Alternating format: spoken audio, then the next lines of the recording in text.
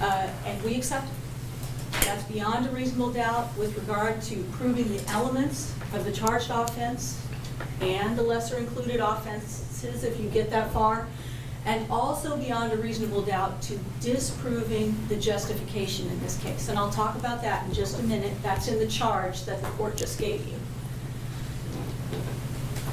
2 seconds to comply, 2 minutes to die. Those were words that I used in my opening statements, and now you probably have some frame of reference for them after seeing the videos in this case. We'll talk a little bit more about that in just a minute. The charged offense here that the judge has told you about is manslaughter. A person commits an offense if he, and it's basically got 4 elements, recklessly causes the death of an individual. Pretty simple, right? So let's talk about the easiest one, an individual, the person we've been talking about throughout this case, Javier Ambler. That's what the charge says. We've also referred to him as Javier Ambler Jr. or as Javier or Mr. Ambler. This is who we're talking about here. This photo was shown to you earlier in the trial, and this is Mr. Ambler with his children. And then another element of those 4 is death.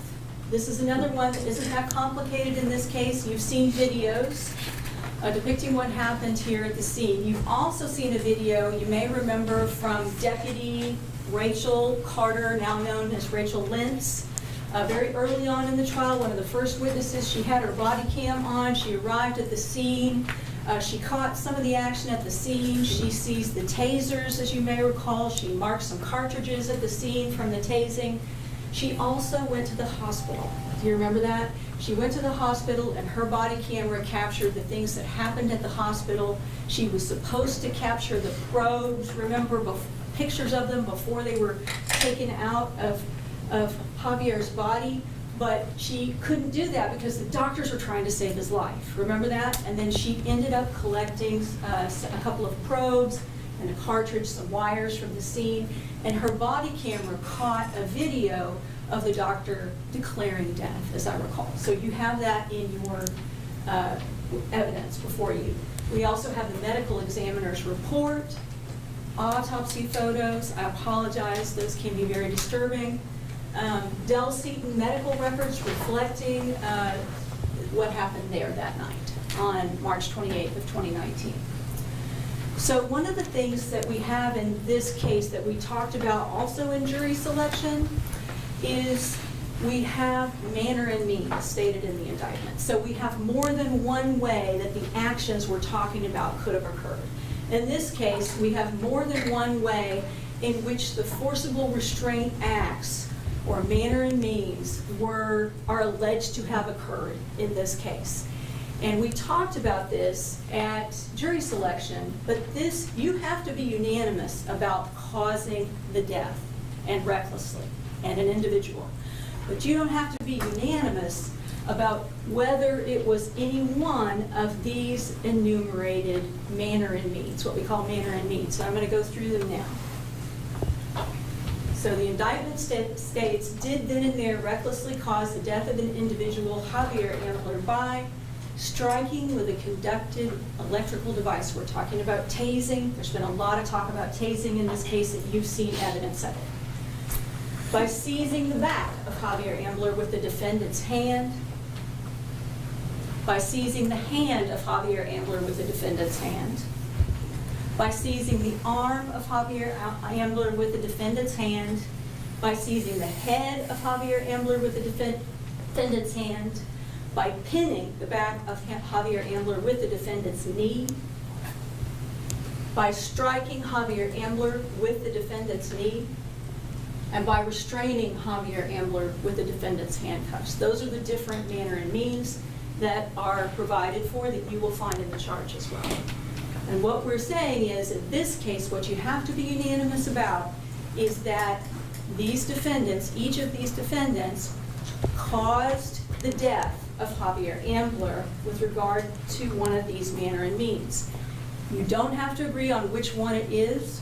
You could agree on all of them. You could only agree on one of them. You just have to be unanimous about whether or not the defendant caused the death of Javier Ambler through one or more of these manner and means. So let's talk a little bit about some of the video evidence that you've seen to substantiate some of these manner and means. I have a few video clips that are contained within this presentation, which are all taken from videos that you have in evidence that you could watch.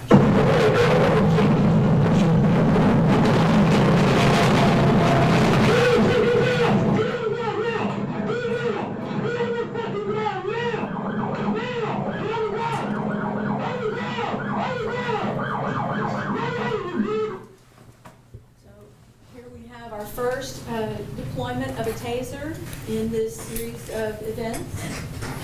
We need to object and have the jury be instructed that's not to be considered. Can you approach, please?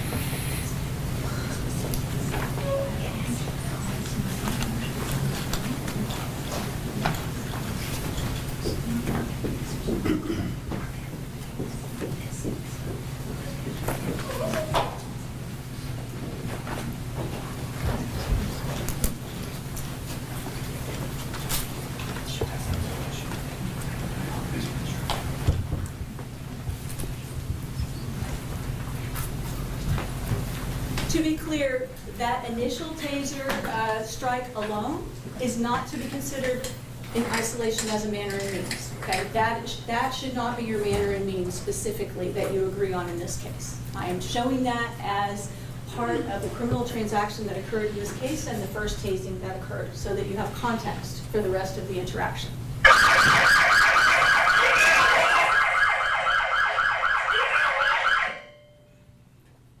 So that is an example of another taser deployment in this case. You remember the kind of a rattly sound that we talked about earlier in the trial? This particular excerpt contains that sound, and witnesses told us that that is indicative of a taser being employed. And you hear that multiple times in this interaction. I apologize, we're going to try to get the volume moderated a little bit here.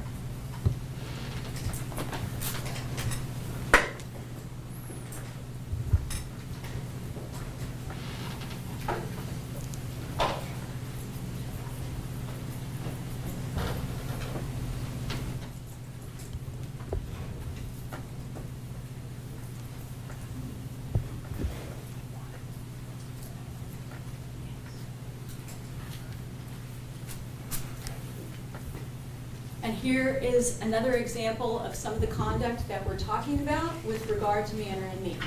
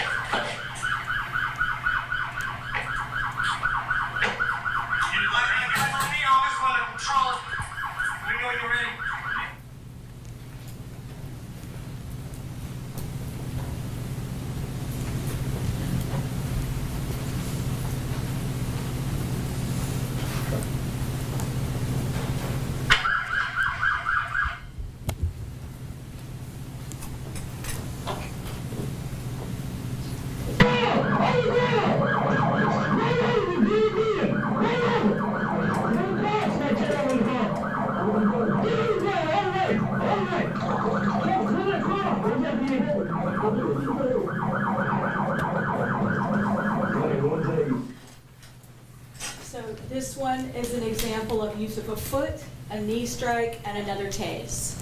And of course, these videos are available for you in evidence. And this is a new video. We actually didn't display this for you in the courtroom, but it's been admitted in evidence as State's Exhibit 127, so you have it if you want to watch it. Officer Chung arrived kind of late in what was going on, but his body camera did capture some of the events on the ground.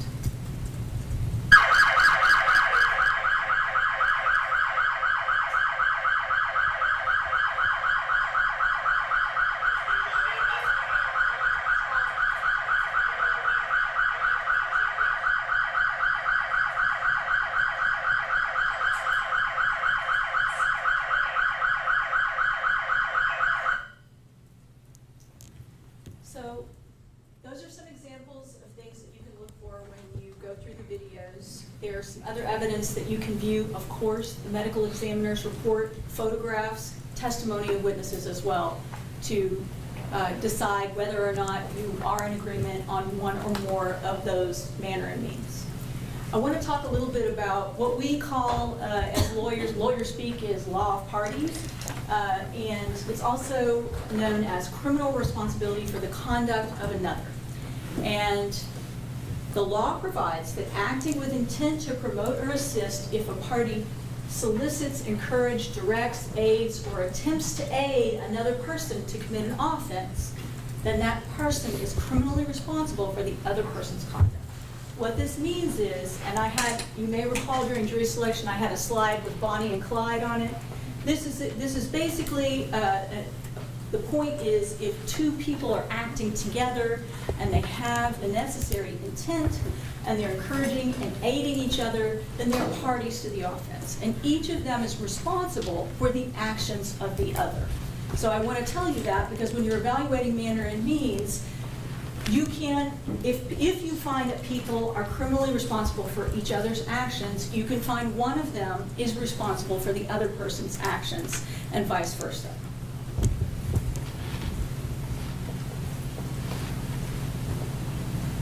So, one of the other things that you have available to you in this case, and I will tell you where these can be found in the information that you have. You have the dash cam recording of Deputy Johnson. You also have a body cam recording from a witness whose name is James David. He was a lieutenant at the time of these events, and he is now a chief over at Williamson County Sheriff's Office. He testified last week. You have his body camera and evidence. We didn't watch a whole lot of it. On his body camera, he talks to both of these defendants about what happened that day, and they make statements to him. Likewise, on Deputy Johnson's dash cam, after the incident that occurred, a little bit later in that video, you will find that there are some statements by Deputy Johnson that he makes that are audible. You can't see him on the video, but you can hear him. He talks about what happened. We'll talk about a few of those statements now. So some of the things that Deputy Johnson said about what happened, he jumped out of the car talking about Javier. I told him to get on the ground, get on the ground. I transitioned to less lethal. He wouldn't get on the ground. I lit him up. He fell. He stated he got out and he started kind of walking towards the back, and I'm giving him commands. This is something we've already talked about. Feel free to examine the exhibits and compare them against these statements. I would suggest to you that at no point did Javier walk towards the back of the car. He never had an opportunity to. We got one hand cuffed, he kept pulling it, he got tased again, I lit him again. You've heard some conversation and dispute about how many times Javier was tased during these incidents. I can tell you right now, Deputy Johnson's own statements indicate that he tased more than once. He also stated that the APD deputy, we're talking about Officer Nissen, probably right, is working on one hand, me and Camden are working on the other. So these are some of the statements that he made to describe his conduct. Let's talk about some of the statements that Deputy Camden made. I ran in, planted my knee to the back of his neck. I pulled my taser in his back to have another contact, let him work. Johnson had already deployed his taser and he was down on the ground. This was a question, he answered yes. I was on his neck. I was trying to get his right hand. He kept trying to pull it. Again, I deployed my taser. I think it was the back of his neck, might have been his back. So once again, you're hearing from Deputy Camden himself concerning his actions, tasing, putting his knee in, and his conduct. Also on that last one, he clarified that he had the cartridge on when he deployed his taser that time. One question that may be relevant to your analysis, and there's been a lot of discussion about whether or not these deputies were concerned about whether or not Javier had a weapon. I suggest to you that the evidence in this case is going to show you that at no time did Javier have a weapon. There was no weapon in the car, and these defendants, at least from the point that he emerged from the car, did not have any reason or concern, express any concern that he had a weapon. It's not evident at any point in the statements they made about what they did that they were worried about a weapon. At the point after these events occurred, Officer Nissen observed that Javier appeared scared and panicked, not combative and aggressive. Nissen observed that Javier was trying to prop himself up. Nissen never observed him with a weapon and never reached for a weapon. You may recall that Nissen is also the officer who cleared the car. No one called out weapon. You don't hear it on the video, and I believe it was Officer Nissen that said that no one called out that he had a weapon. No weapons were found by Officer Nissen when he cleared the vehicle. No weapons were found in the vehicle inventory. You may recall that Detective Trujo conducted that inventory. No weapons were found. Let's talk a little bit about Colin Micah. Do you remember he was the Life PD crew member that was riding in Deputy Johnson's car, right? He came in to testify, and he said some different things on direct examination, kind of than he did on cross-examination, so he's one of those witnesses that you'll need to kind of assess his credibility. I would say that my recollection is that he said that if he had been, and this was probably on redirect, after he was subjected to cross-examination, when I was questioning him again, he said that if he had been in fear, he would have run behind Deputy Johnson's car, and he did not. As you may recall, he ran right up to Ambler's car, running right behind Johnson, the whole time with the camera, getting the best view with a bright light. And you can see this in the videos. He said, however, that he did not remember seeing a weapon at all. He said that he remembered that Johnson did holster his firearm. As you recall, when Johnson ran up to the car, he initially has his firearm out, he holsters it and pulls the taser, and then tases almost immediately. And Colin said he holstered his firearm, which indicates he does not believe there's a deadly threat right in front of him. Colin also conceded that Javier rolled over when asked.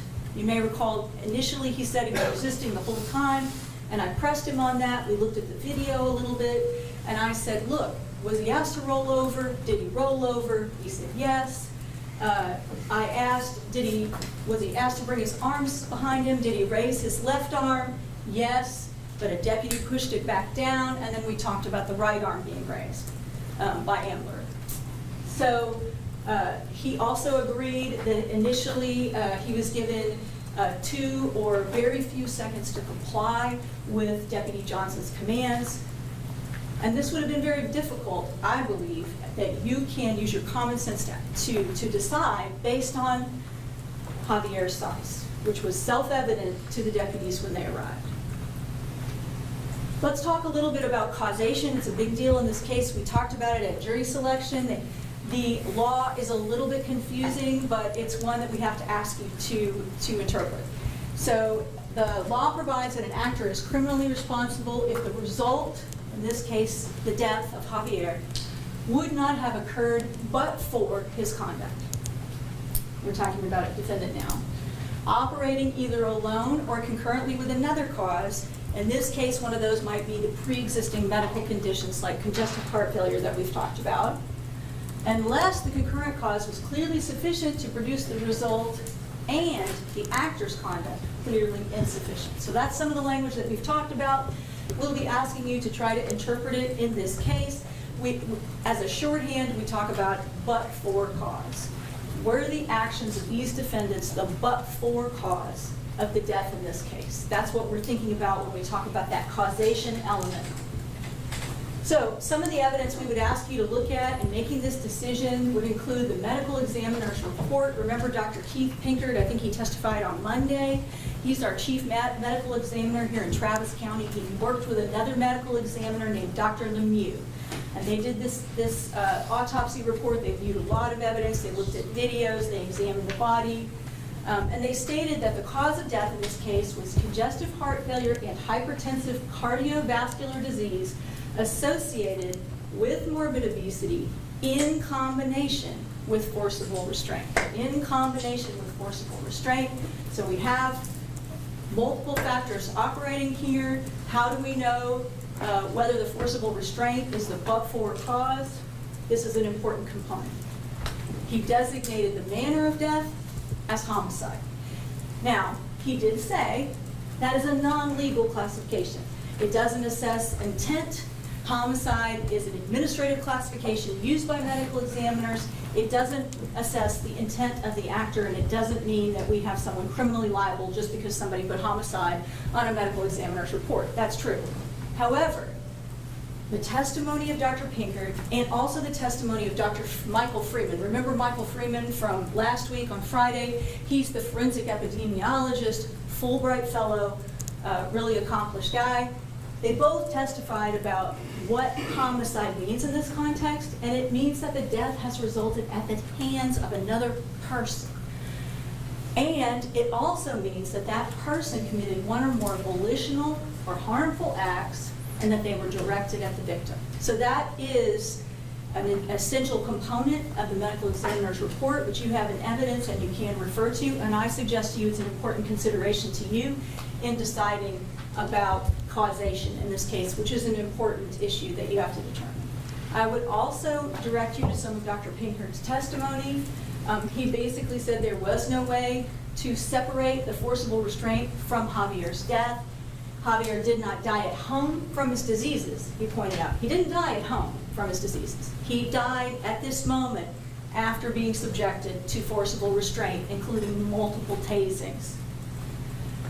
He said that the struggle with these officers would have exacerbated his heart's underlying condition, and that electrical injury, in other words, tasing, can affect the heart and it can induce a fatal arrhythmia.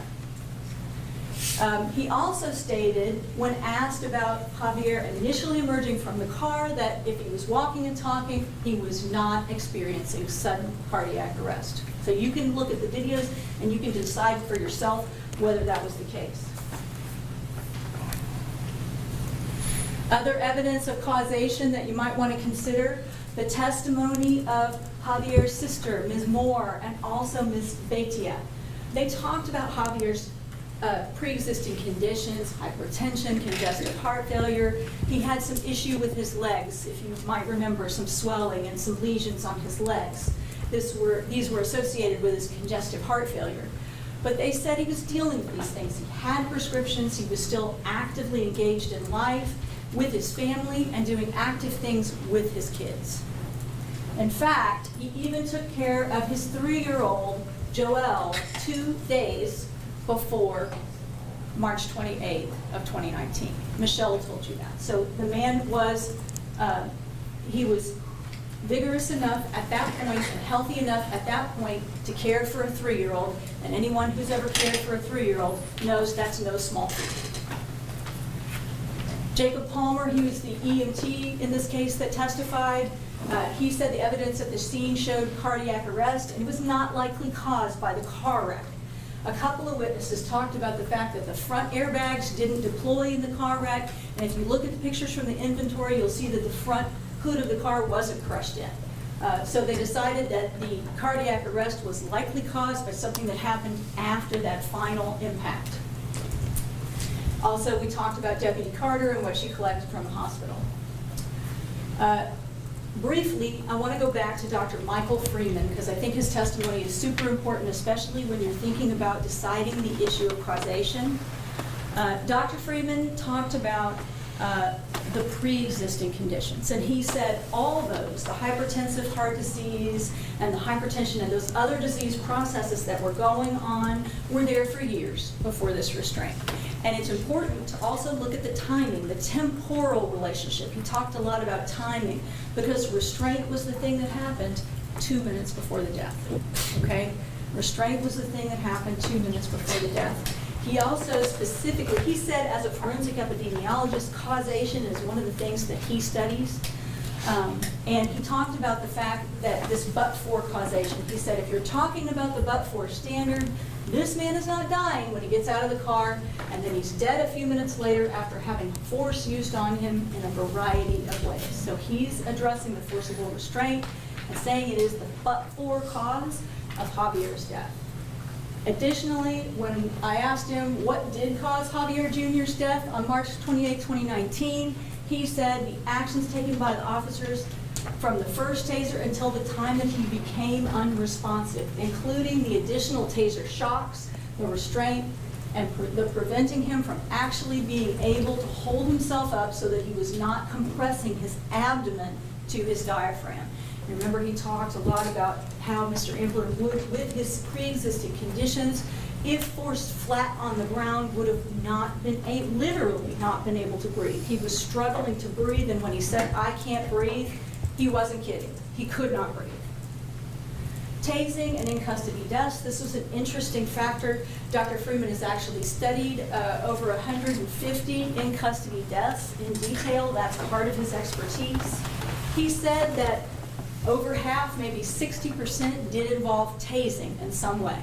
And I'm not suggesting causation here for those who have a scientific background. He said that these were associated. These in-custody deaths did involve some kind of tasing. You may recall, and this is something that the defense has talked about a whole lot, NMI. Remember stiffening up, that you've got to have a stiffening up if the taser's going to fully take effect. So I asked Dr. Freeman, I said, how many of those deaths, those in-custody deaths that involve some kind of tasing, did you see in your study of them had this stiffening up, this NMI? Do you remember what he said? That would be rare. No, I did not see much of it at all. That would be rare. So, next element in manslaughter is the concept of recklessly. The defendant's actions, you would have to find beyond a reasonable doubt that they acted recklessly. And what that means, a person is reckless with respect to the result of his conduct, in this case, Javier's death, if he is aware of but consciously disregards a substantial and unjustifiable risk that the result, in this case death, will occur. So the law provides that that risk must be of such a nature and degree that its disregard constitutes a gross deviation from the standard of care that an ordinary person would exercise under all the circumstances as viewed from the actor's standpoint. So from the indictment, the allegation is that the defendants acted recklessly, namely by continuing all described restraint and actions when Javier Ambler stated on multiple occasions he could not breathe and had a health condition. So what evidence do we have that he stated he could not breathe, that he had a health condition? In this case, he expressly stated that he had congestive heart failure. We have a few video excerpts that I'm going to try to play if they don't blast everyone's ears.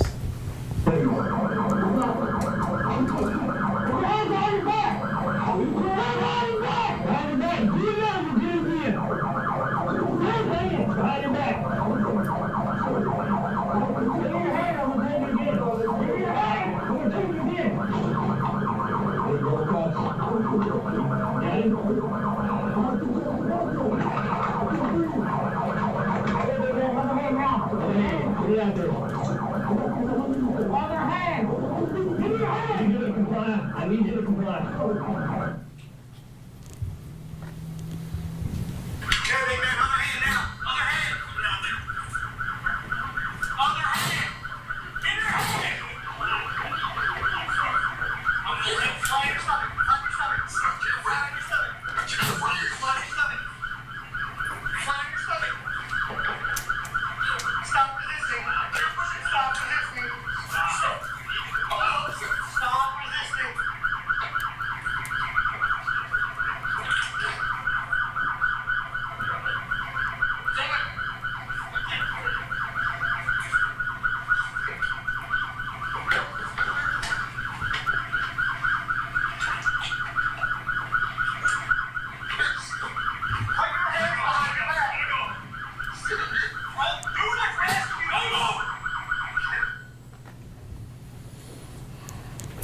Let's talk a little bit about some of the witnesses' statements that you can look at in making this decision.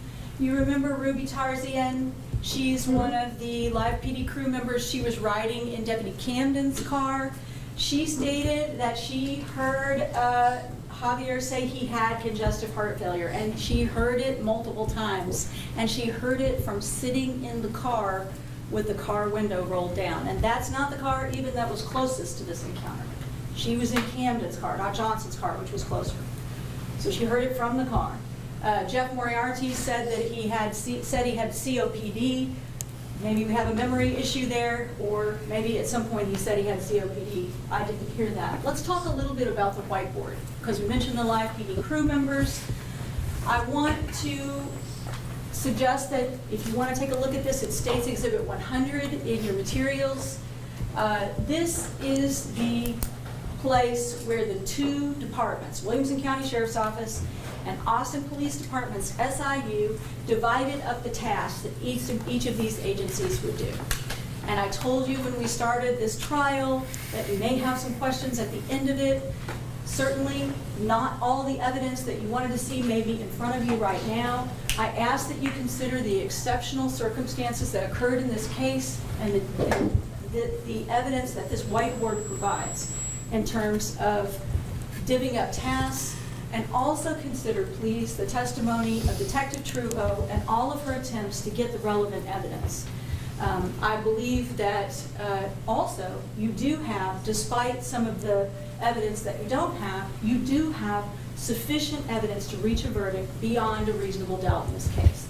I would suggest that critical evidence that you do have includes Deputy Johnson's dash cam, Officer Nissen's body-worn camera, Officer Chung's body-worn camera, all of the witness testimony that you heard from the witness stand.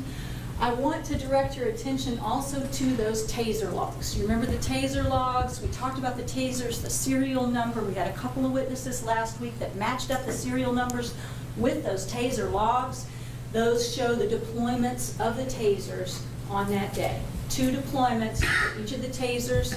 Take that into account when you review the witness testimony, when you review the other evidence in front of you, including the videos.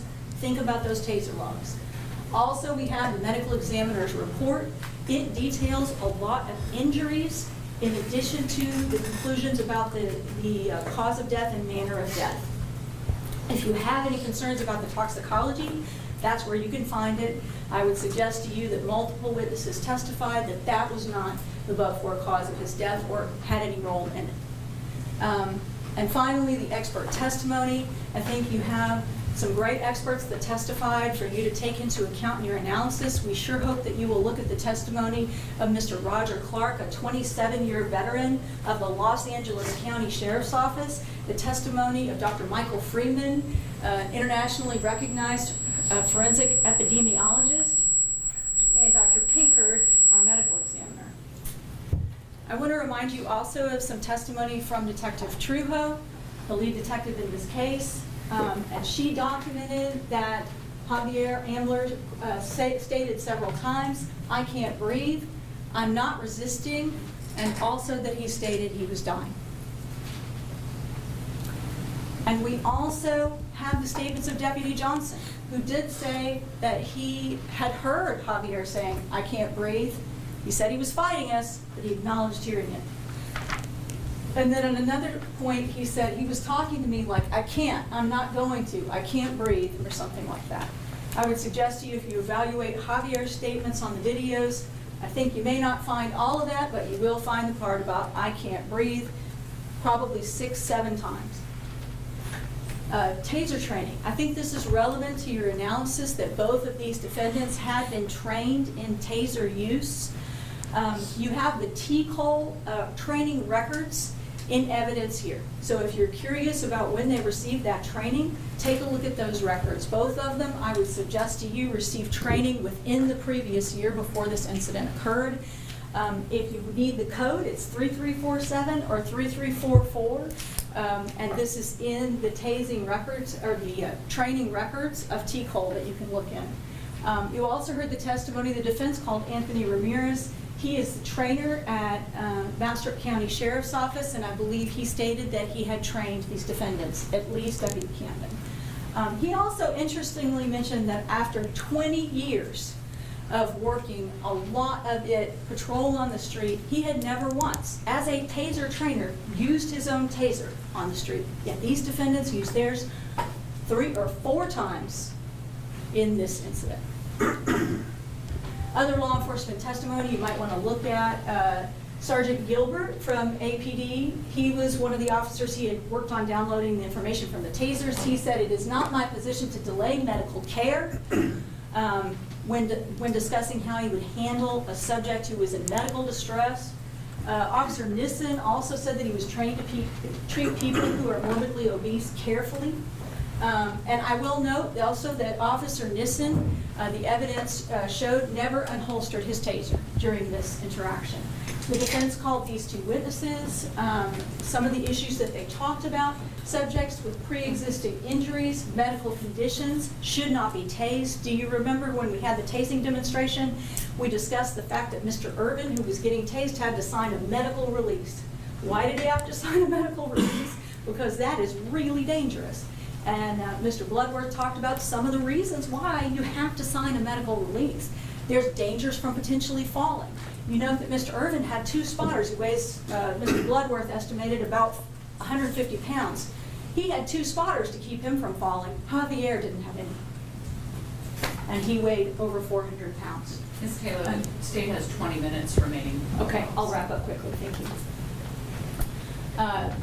Further, they discussed the cardiac risk of tasing and the fall risk that's in the Axon training. The fact that the Axon training, and remember that Axon training that's provided by the company is standardized. That's distributed to law enforcement departments all over the country. They all have the standardized training to administer. They said use the shortest duration of exposure to tasing necessary. Law enforcement are called upon to deal with individuals in crisis frequently who are medically compromised and susceptible to arrest-related death. We're talking about cardiac arrest. So they advise caution in use of the taser. One interesting thing I noted is there was discussion during Mr. Bloodworth's testimony on cross-examination by me that he disagreed with the International Association of Police Chiefs and the Police Executive Research Forum, who say that there's a 15-second maximum, essentially. It's not a hard maximum, but it is a guideline to not avoid that more than that much exposure during one encounter with a subject because it's dangerous. And Mr. Bloodworth said, who is employed by Axon, said that he disagreed with that and he cited some research funded by Axon. Roger Clark, our use of force expert, you may remember, he talked about some of the problems that might help you decide whether or not these actions were reckless, including entering the kill zone, remember the paper and the drawings and stuff, without taking cover, which put Mr. Ambler at risk, and the officer, in addition to the civilian camera crew and the other officers. He talked about a force continuum, distinguishing active resistance and a combative subject with passive resistance, okay? And I think that's really important in this case. And he said even if the body is stiffening, he talked about the fact that multiple tasings can cause a person's body to stiffen up. He said that it is at most passive resistance. The person is not fighting against the officers. He's stiffening up and not complying, which is different. He said that there is no need to tase or forcibly restrain in that situation, that your objectives can be accomplished by giving commands. He also emphasized that officers should wield that power that they have with care and restraint. In addition, Roger Clark noted, when asked under what circumstances it is appropriate to deliver a knee strike, because we definitely see knee strikes in this case on this video. He said, well, it would be assaultive, combative, or significantly resistive conduct. I would suggest to you that although there's some evidence that after attempting to comply, Javier may have been passively resisting when he was stiffening, potentially due to some of the tasing that he was receiving, he was not assaultive or combative or significantly resistive. And Roger Clark said he didn't see anything in these videos that he reviewed that would justify using a knee strike to gain compliance. He also said, and I think this is really critical, and it was echoed by our medical experts, and also our taser trainers. When a person says that they have congestive heart failure, that changes everything, okay? Criminally negligent homicide is one of the lesser included offenses you have to consider in this case. This is basically the same elements as manslaughter, except it's criminal negligence rather than recklessness. There's a different mental state. This is where the person ought to be aware of a substantial and unjustifiable risk that the result will occur. They are in recklessness, they are aware of it. In criminal negligence, they're not aware of it, but they should be. But in both cases, the critical factor is, did they perceive the risk, yes or no? If yes, then you're looking at whether it's reckless and it's manslaughter. If no, then you're looking at whether it's criminally negligent, and it might be criminally negligent homicide. This is if you find that these officers' actions caused the death. In both cases, to reach this beyond a reasonable doubt standard on these offenses, there has to be a gross deviation from the standard of care that an ordinary person would exercise. You also have, as an option here, I'm not going to talk much about it because I want to leave Mr. Guilford time to talk, you have assault with bodily injury. It's a misdemeanor, and that's if you don't find that the actions of these officers caused the death of Javier, but you find that they caused bodily injury. One of the things that we talked about during jury selection is what that means. It's any impairment of, it means physical pain, illness, or any impairment of physical condition. Again, you don't have to be unanimous about the different manner and means. Dr. Pinkard testified about this, neck injuries, hemorrhaging of the strap muscles, said it was consistent with blunt trauma in that area, talked about injuries to Javier's torso, talked about internal hemorrhages to tissue under the skin, talked about a contusion to his right arm and his right wrist, and puncture wounds on his abdomen and left forearm, probably associated with taser bars. Here's a picture illustrating that on the left arm with some blood. Dr. Freeman also testified about this, talks about him being tased multiple times, a total of 4 times in 20 seconds. And he talked about the pain compliance tasing and how that also contributed to the injuries and also the death of Javier. He said, significantly, skin is still skin. I mean, a drive stun that is meant to produce pain on the skin. Obese people feel pain just as well as skinny people. There is one justification that you'll find in this case. It's the arrest and search justification. The important thing to remember about it is these are the critical things that the state has to prove beyond a reasonable doubt. A peace officer has to disprove beyond a reasonable doubt. A peace officer is justified in using force when and to the degree the officer reasonably believes the force is immediately necessary to make or assist in making an arrest. I would suggest in this case, and we have the reasonable belief, is that of a ordinary and prudent person in the same circumstances as the actor, not the subjective belief of the actor. I would suggest that the information available to these defendants will help you make the decision that what they did was not justified, that it was unnecessary, that it was unreasonable, and that it was unjustified. Things that you could look at. This was originated with a failure to dim headlights. You have the CAD documents to determine what the defendants' information they had available to them in the chase. You can also listen to Deputy Johnson narrating the chase to determine what information they had to them. There was a disabled veteran license plate involved here. They had the fact that he got out and raised his hands, beginning to attempt to surrender, stated he couldn't breathe, stated he had congestive heart failure, and demonstrated no assaultive or violent behavior towards the officers. I'm going to go ahead and wrap up because I want to make sure Mr. Guilford has some time. Thank you very much for your attention. We really do appreciate it.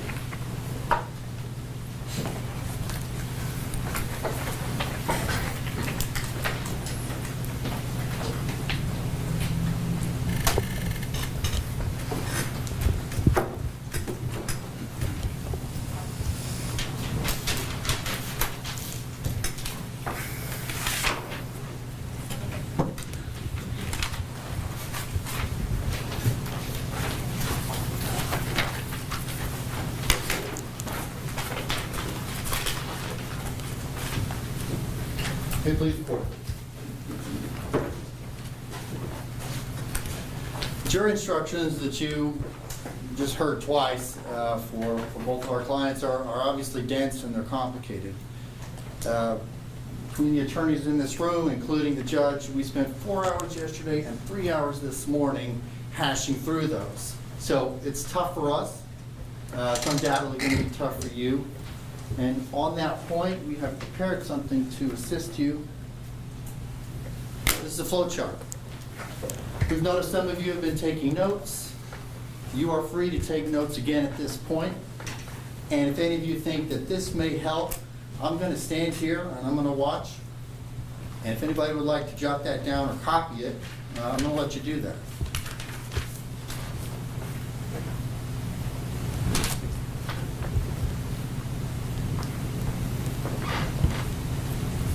And I'm not going to rush you. We've got plenty of time. So I'll just stand here until everybody appears to be ready to go.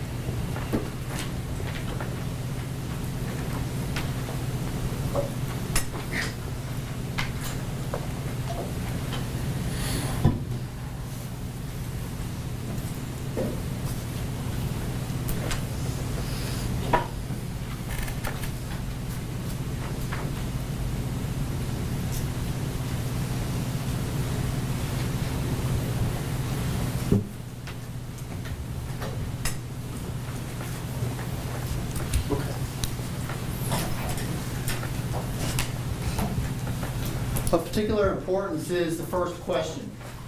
This is the important one. Everything hinges on the first one.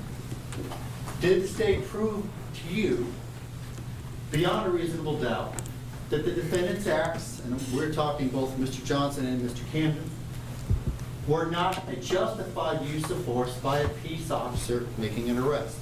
In other words, if you believe that the force that they used, considering all the witness testimony that you heard, was not an unreasonable use of force by them in trying to arrest Mr. Ambler, the answer is no. You are done.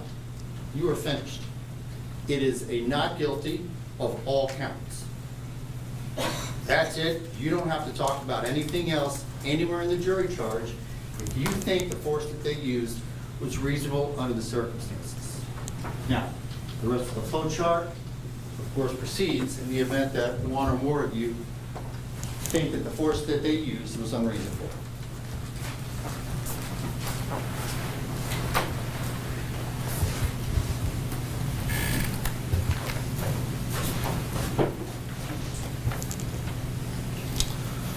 So, this language here at the bottom, it's from the indictment, and it's also in your jury instructions, and unfortunately I had to object when the state, in my opinion, attempted to mislead you about that. This is what they're indicted for. The defendant further acted recklessly by continuing all described restraint and actions when Javier Ambler stated on multiple occasions he could not breathe and had a health condition. Now what that does is there in the title, that is now limited the time period that you are to consider. Because the complaint is, and what they're charged with, and the conduct that you're considering, is only after Mr. Ambler said either I have a health condition or I can't breathe. What that excludes is the first deployment of the taser by Mr. Johnson, the one where the probe shot out. That conduct specifically, they are not charged with. That is not to factor into your deliberations as to whether or not that use of force, that tasing, was reasonable or not. He's not charged with that conduct. Only after Mr. Ambler first said one of these things.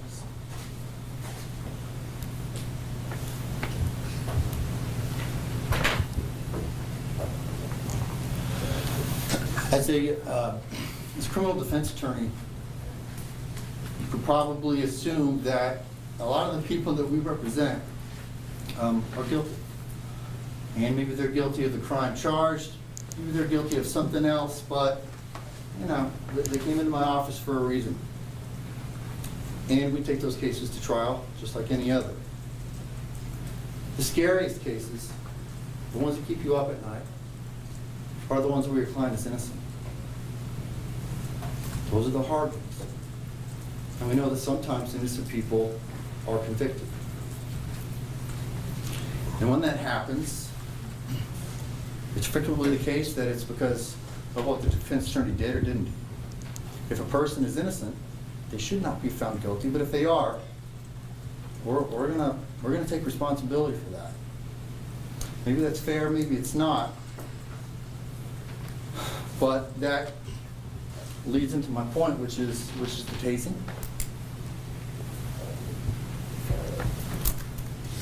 When you have a situation like this, you have to do everything that you can,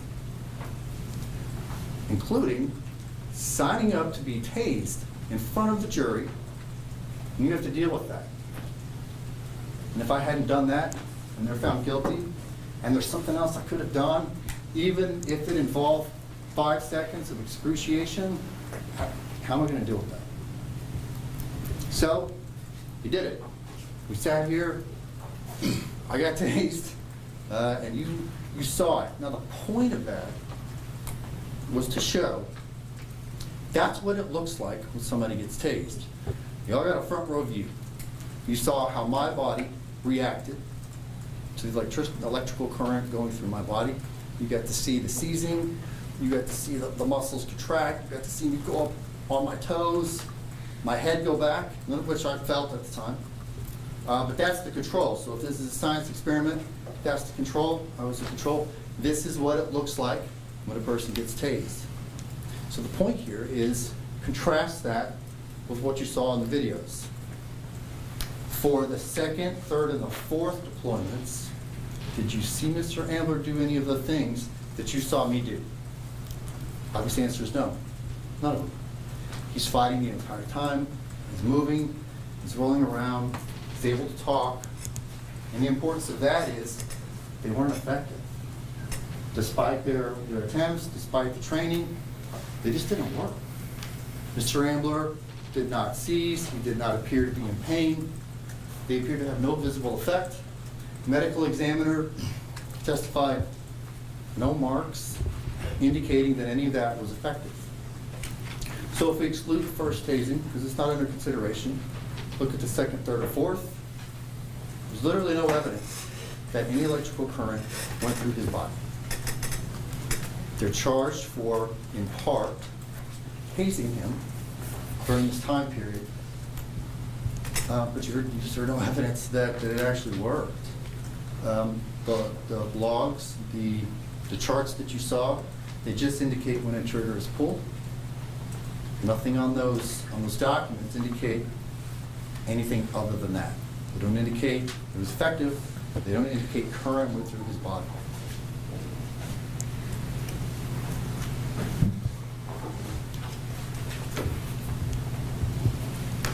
Okay. A little bit more of the law. So I have to do this, unfortunately.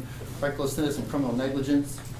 These are called the mental states. And this is what's in somebody's mind, allegedly, and what makes them guilty of certain acts if they committed a crime.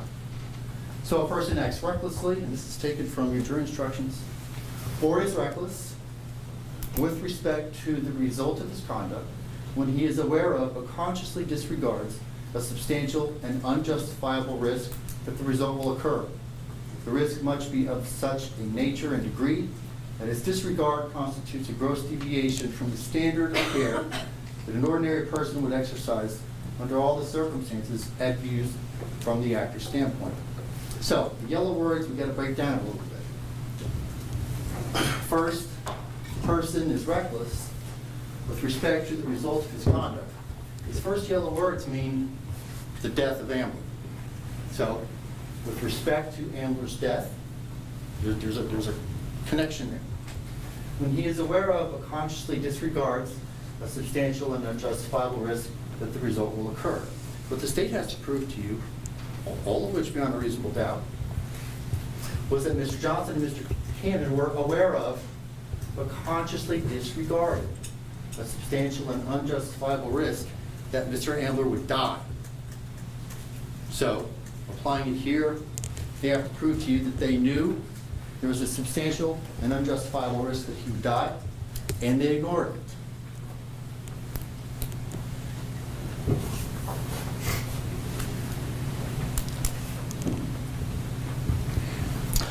Last of the yellow words, that risk must be of such a nature and degree that its disregard constitutes a gross deviation from the standard of care that an ordinary person would exercise under all the circumstances as viewed from the actor's standpoint. So, gross deviation, meaning way outside of what a reasonable officer would do. Ordinary person, exercised under all the circumstances. This is the important part, as viewed from the actor's standpoint. So you can consider what these two individuals' standpoint was. And when you consider that, you can take into account their law enforcement training. So we're not talking about how would just a regular, average Joe Schmo off the street think of this. No, it's these two. And you can take into consideration that they're police officers. So, as viewed from their standpoint with their training, as an ordinary police officer, if they grossly deviate from any of their training, from any of their policies, from the law, from anything that any other police officer would do under the same circumstances.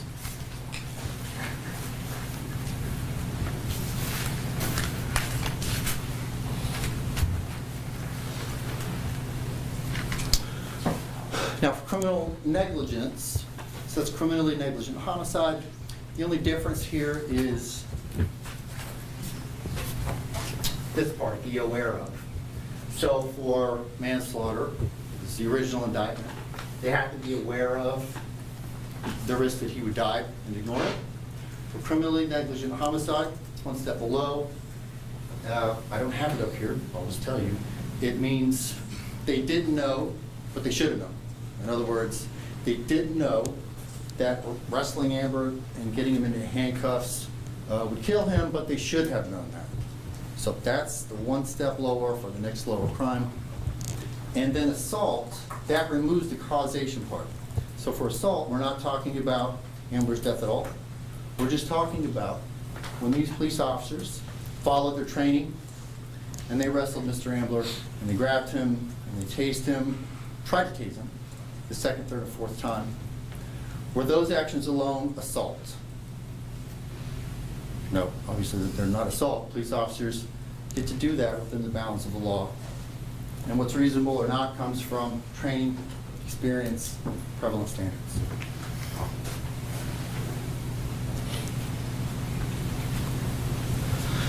Now, the difference that if we go back to the flow chart, which we'll just do.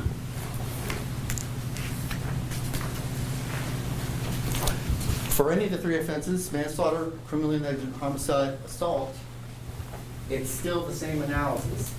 If you think that their efforts in taking him into custody and trying to get him into handcuffs, if that was reasonable, you don't make it past. It's not guilty for manslaughter, it's not guilty for criminally negligent homicide, it's not guilty for assault.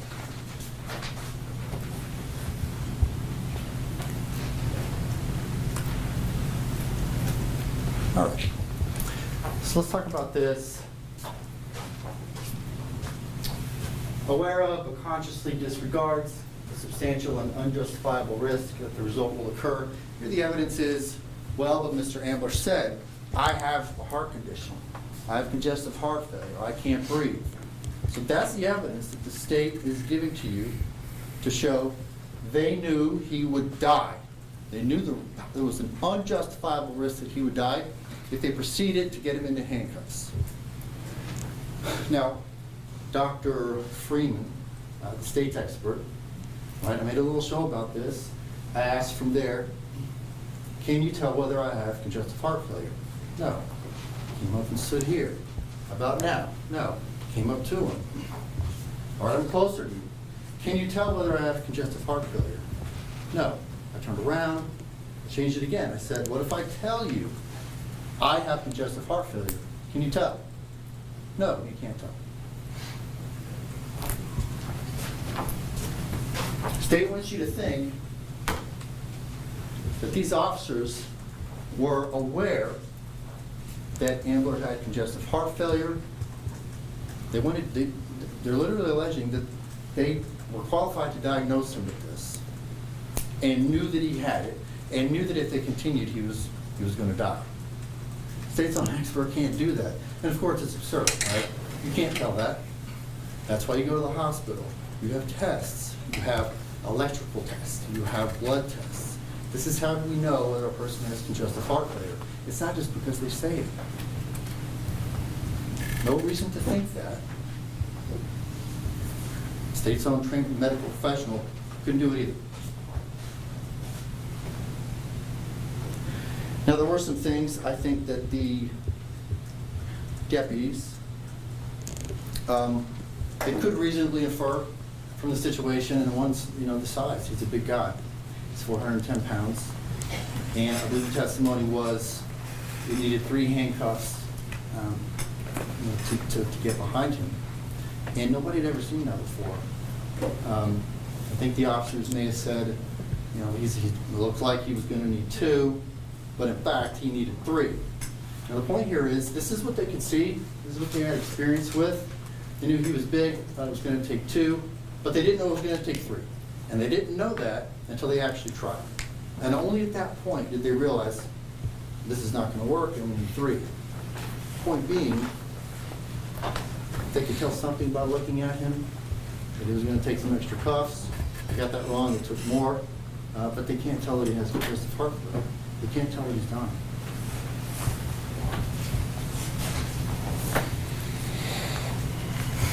Now, obviously, Mr. Ambler was resisting arrest.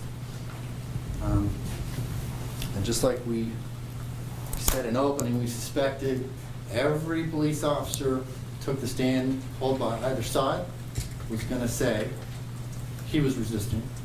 And they were also going to say the use of force was reasonable. In an opening, I offered, you're probably just going to hear one person say Ambler wasn't resisting, and that's going to be one of the state's paid experts. And that was true. My prediction was true. Mr. Johnson said he was resisting in the video. Mr. Camden said he was resisting in the video. Austin Police Department Detective Aaron Truehope said he was resisting. Austin Police Department Sergeant Rob Gilbert said Ambler was resisting. APD Detective Billy Parks said he was resisting. Williamson County Sheriff's Office Assistant Chief Jay David said he was resisting. APD Officer Michael Nissen, resisting. Former Travis County Sheriff's Office Commander Mark Sawa, our expert witness, said Ambler was resisting. But it's not just law enforcement. You heard from 3 live PD employees, former, Mr. Tarzian, Mr. Moriarty, and Mr. Miko. All of them said he was resisting as well. And then, on top of that, it was the state's use of force expert, of course, who said, no, he's not resisting. But strangely, Mr. Freeman, the doctor, the medical expert, called by the state, paid to come here, he agreed with me. And he said, yes, Ambler was clearly resisting. He wasn't supposed to say that. And on redirect, here, hopefully you caught this. There was a number of questions Well, sir, police officers use terms of art. And it's active resistance and passive resistance, and you didn't mean that, did you? Hey, you didn't mean that, did you? And of course, he got the hint, changed his answer, and then finally gave her what she wanted, because he was not supposed to say that. But he did, he didn't get the money.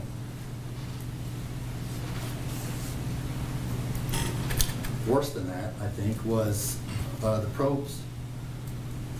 When I asked him to confirm how many taser probes were in Mr. Ambler's body, he said 4. I gave him, I think, a couple of opportunities to correct that. He didn't. He doubled down. He said that was 4. Oops. That was an awkward moment for me, given that probably everybody in this entire courtroom, except for him, knew that it was 2. This is the state's paid expert. This is what they brought you. This is the level of preparation, level of professionalism. I think it's really reflective of the entire case, but I've never seen someone get something wrong that was that important.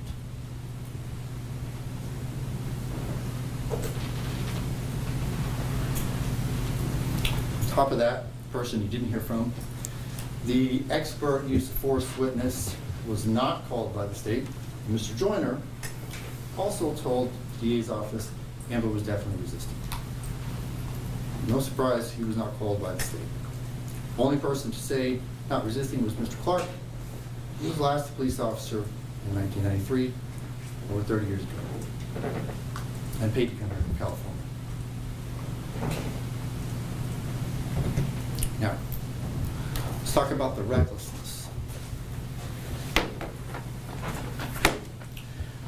The allegation is our clients acted reckless in continuing to use force after Mr. Ambler first said, I have a heart condition or I can't breathe. So, okay, let's do the same thing again. Who said the use of force was reckless? Again, almost everybody. Deputy Rachel Lentz, APD Aaron Truho, Rob Gilbert, Billy Parks, Assistant Chief Jay David, Michael Nisson, Commander Sala, now Williamson County Sheriff's Office Deputy Anthony Ramirez, also said the use of force was reasonable under the circumstances. Again, non-law enforcement said the same thing. When asked did anything that our clients did at the scene appear to you unreasonable, the 3 non-police officers also said no. And they testified how long that they have done this, how many cases and ride-alongs and filmings they've done with police officers, and it was shockingly a lot. So they do have a background, like they have a basis of comparison here. And they all agreed same thing. Nothing looked unreasonable about wrestling him, about trying to tase him 3 times in order to get handcuffs on. Again, it's only the state's expert, paid to come here from California, who said, nope, unreasonable, shouldn't have done any of that.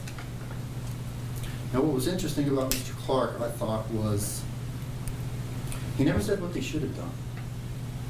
So he just said, well, not that, but he didn't say, this was the proper procedure, this is current training, this is how it should have been handled. He didn't offer it. And I don't think that that was a mistake. I think that he wasn't asked that because there's not an answer. And he knows there's not an answer, and he can't give one. So they just skipped right over that, and we had to clean it up. My co-counsel, Mr. O'Connell, had to do their job for them, try to fix that, and go through the options. And that was, well, what should they have done? Now, we did this with Mr. Sawa, not with Mr. Clark, but its options are do nothing, right? Run away, shoot him, hit him with batons. Okay, if this was wrong, then what was right? And there's no answer to that because none of those are right answers. The right answer is they should have done exactly what you did.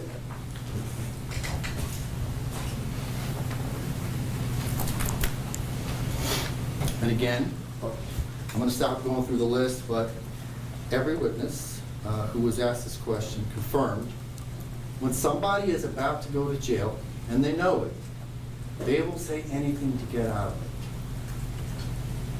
it. Anything. And in particular, something's wrong with me medically. I need an ambulance. I can't breathe. I've got a bad back. Anything at all, just because they know they're going to jail and they don't want to go to jail. And so it's not a long-term solution. The people who say these things, they say, I need an ambulance. They're just thinking 1 second ahead. If I say this, maybe I won't go to jail right now. Maybe I'll go to the hospital first. Maybe this is how I get out of this. Maybe I'll go to the hospital and they'll I guess forget about it, and I won't go to jail.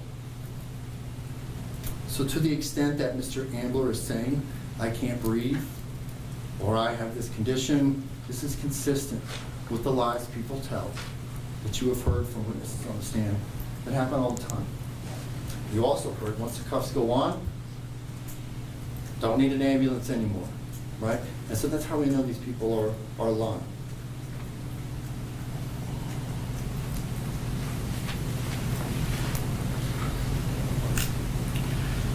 What we did see was what was supposed to happen. Handcuffs in this situation go on now. If there is a medical situation, we will deal with it. The video shows Mr. Johnson actually called for an ambulance while he was still struggling with Ambler. Right? Not at the end, not after he was found passed out, but before. That's on the video, you can hear it. Once Mr. Ambler became unresponsive, he was sat up. Here come the stern ropes. Immediate medical care, exactly what they were supposed to do, exactly consistent with training.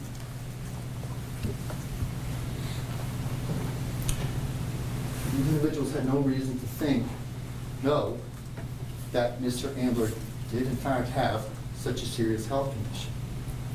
And even if they knew, and even if he did, he still did the right thing, because he ran for 20 minutes. He kept crashing his car. He was ignoring commands. Even if these things are true, they did the right thing. They did it as they're trained, and they did what other officers would do too. Get him into handcuffs, make him safe, so he can't hurt us, he can't hurt himself, he can't hurt a third person, he can't run, and then we will give him medical care. That's exactly what happened. This is not reckless. This is training. Now, somebody did know about the heart condition. Somebody did know about the risk. And obviously we know who that was, and it was Mr. Ambler. Mr. Ambler knew he had visited the ER 18 times for shortness of breath in the months preceding his death, at an average of about once a month. He knew he was short of breath. He knew it was constant. He knew he would get short of breath from putting his socks on. He knew he would get short of breath from just sitting there. He also knew what happened when he would run out of heart meds. And toward the end, the last several visits, that was the pattern. The pattern is, I am now back in the hospital because I had shortness of breath. My symptoms have skyrocketed, and it's because I'm out of meds. Immediate. The day after he would run out of meds, 2 days, 3 days, he would come back because the symptoms were unbearable. He also knew what would happen when you ran out of meds. He also knew he was told not to do that. He also knew you could die. It's an enormous risk if you run out of meds. So plan ahead. Don't kill yourself. Don't put yourself in this situation, and get your meds before you run out. And again, and again, and again, he did it. That's reckless.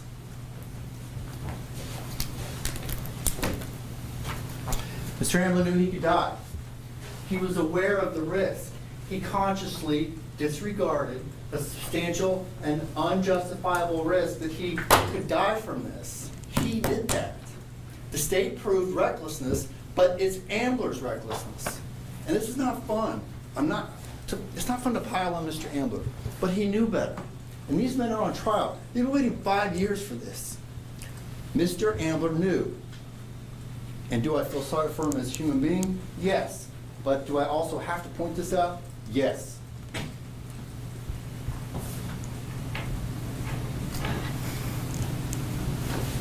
You heard in the video from Mr. Johnson the direct commands. Get on the ground! Get on the fucking ground! Then the wrestling starts, and you hear the shift. You hear the tone change. You hear, I need you to comply. I need you to comply. It's a pleading. It's an emotional, please don't do this. It's trying to talk to him as a human being and not yell at him as a police officer. It's almost begging. He's telling him, I need you to comply. I need you to comply. He doesn't want to do any of this. But Mr. Ambler is making him. And Mr. Johnson is trying everything possible to try to get him to comply to end this, including trying to talk to him in a different tone, using different words, essentially begging him to stop. What did Ambler do? He didn't stop.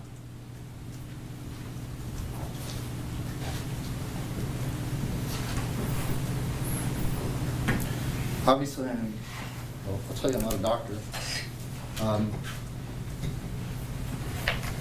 But I think Ambler's medical episode started well before he crashed out. You see in the pursuit, he's running red lights, also reckless. Driving at a high rate of speed, also reckless. Doing all this with a heart condition, also reckless. Throwing things out of his car, probably reckless in the circumstances. And I think that was probably already too much for him. And his death process, as we have heard, probably started during the chase. Then he starts wrecking. And he wrecks again.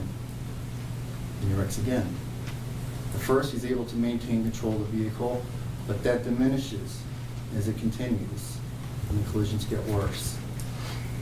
And if you are having a medical episode, you are not getting enough oxygen to your brain and to your organs.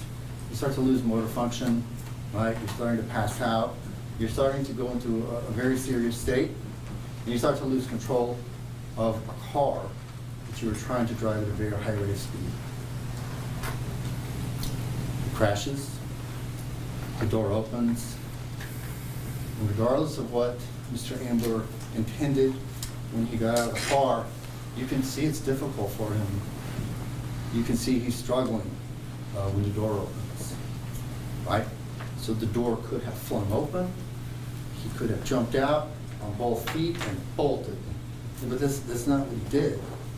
He's sort of stumbling. He's got one hand maybe up, one hand in. He's unsteady on his feet. This is the medical episode and the progression of it. And he's at the point where he's having difficulty getting out of the car on his own.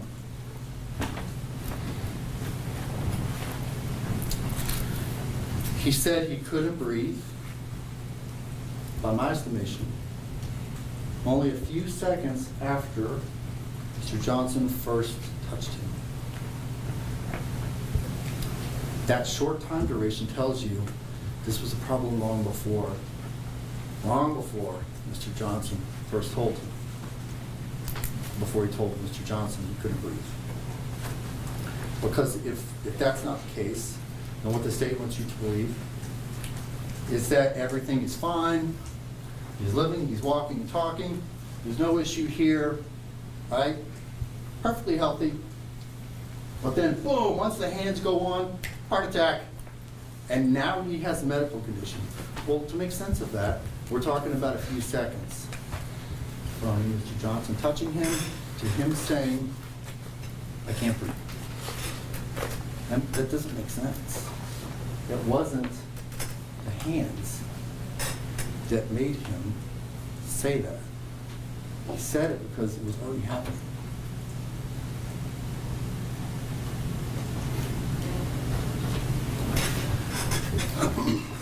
Mr. Ambler was in the exclusive control of when he got medical care. If he was having a problem in the first mile of the chase, he was in control. He could have pulled over and have, at least some medical training right there available, and an ambulance as quickly as possible. He wouldn't even have to call it. Second mile, third mile, 10th mile, 15th mile, 20th mile.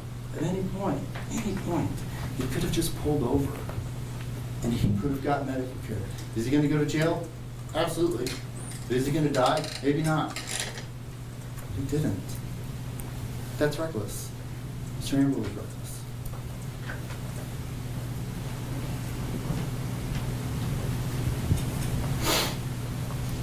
Even if we go to the point of the final collision, when he gets out, Mr. Ambler still delayed his own medical care for another 2 minutes. He just needed to comply. He just needed to stop. Put your hands behind your back, and you're going to get an ambulance. Like he said, I need you to comply. I need you to comply. Still nothing. Still didn't do it. And this office wants you to think they killed him, that's their fault, not Mr. Ambler's. I don't know where personal accountability went in any of this, but they're doing their job. Mr. Ambler committed multiple crimes, felonies. He did this to himself.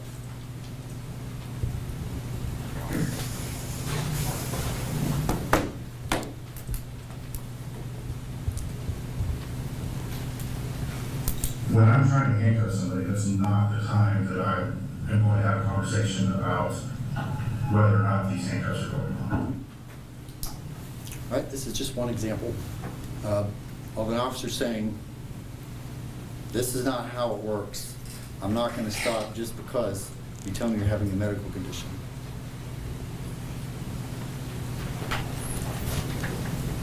Now, Mr. Pinkard, it's the first time I've seen the DA's office call it an independent paid AME and medical professional and fly him in from another state and not call our own independent Travis County medical examiner. Now they did call him second, but they didn't call him first, and they didn't just use him. This is why. There are very specific questions that I asked them on the slide, including, all right, Mr. Pinkard, the Travis County medical examiner, Mr. Ambler's pre-existing medical conditions, 22-minute effort to evade arrest, 3 collisions, and physical exertion in struggling with the deputies. Prior to the time Mr. Ambler first said, I can't breathe, could all of that have been sufficient to cause Mr. Ambler's death? He says yes.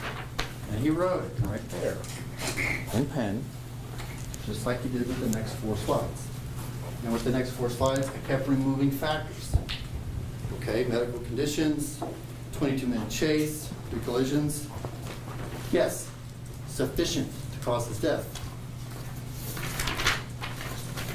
Mr. Ambler's pre-existing medical conditions and 22-minute effort to evade arrest, sufficient to cause his death? Yes. Mr. Ambler's pre-existing medical conditions alone, sufficient to cause his death? Yes. This is where this ties in. Mr. Camden and Mr. Johnson are criminally responsible for Ambler's death if he would not have died, but for their efforts to arrest him, either operating alone or concurrently with another cause, namely Ambler's congestive heart failure, unless the concurrent cause was clearly sufficient to produce the result. In other words, was Mr. Ambler's concurrent cause chase, collisions, congestive heart failure, resisting arrest, were those clearly sufficient to produce the result, meaning cause his death? Yes, yes, yes, yes. That's why they didn't call him first. Because the state loses on that one. Dr. Pinkard testified, all that was sufficient to kill him. Then that's part 1. Part 2, and the conduct of the actor clearly insufficient. So in other words, were their efforts in restraining him clearly insufficient to cause his death. So let's go over the evidence that you heard about that.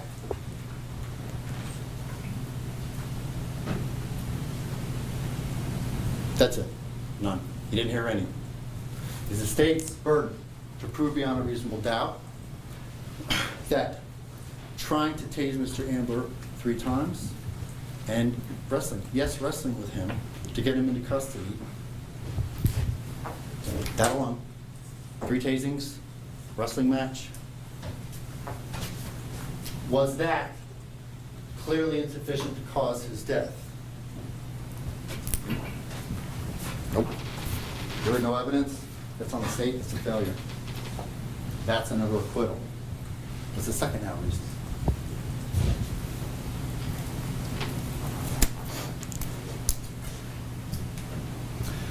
To the extent that Dr. Freeman testified differently, the paid expert from Oregon versus the actual one who supervised and signed off on the autopsy, the person not paid to be here, Dr. Pinkard, to the extent that there is a conflict between those two, I would certainly suggest the independent medical professional, without a vested interest in saying what they want him to say, that's who you should believe. Not the paid expert who said there were 4 probes and the other 5.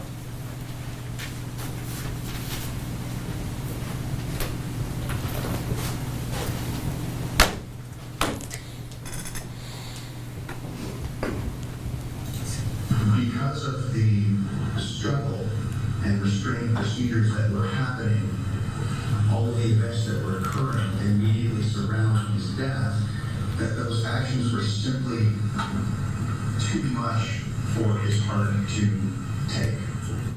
Right. Correct. It was too much for his heart to take. And who knew that was going to be too much for his heart to take? Right? Ambler. Who didn't know? Who had no reason to think that? Mr. Johnson, Mr. Camden. Now what he's saying in medical terms is, because there was a 2-minute wrestling match before his death, that undoubtedly exacerbated and sped up Mr. Ambler's death. However,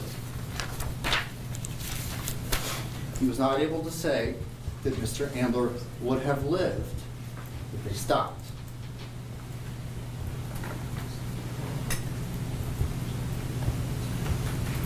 So, slide 5 and slide 6 for Dr. Pinkard. Given Mr. Ambler's pre-existing medical conditions, 22-minute effort to evade arrest, 3 collisions, and 2 minutes of physical exertion and struggling with officers, can you testify to a reasonable degree of medical certainty? In other words,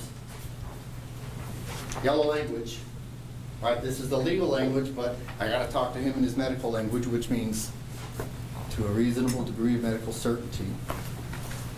Can you testify to a reasonable degree of medical certainty that Mr. Ambler would have lived had Mr. Camden and Mr. Johnson stopped their efforts to restrain Mr. Ambler after Mr. Ambler first said, "I can't breathe"?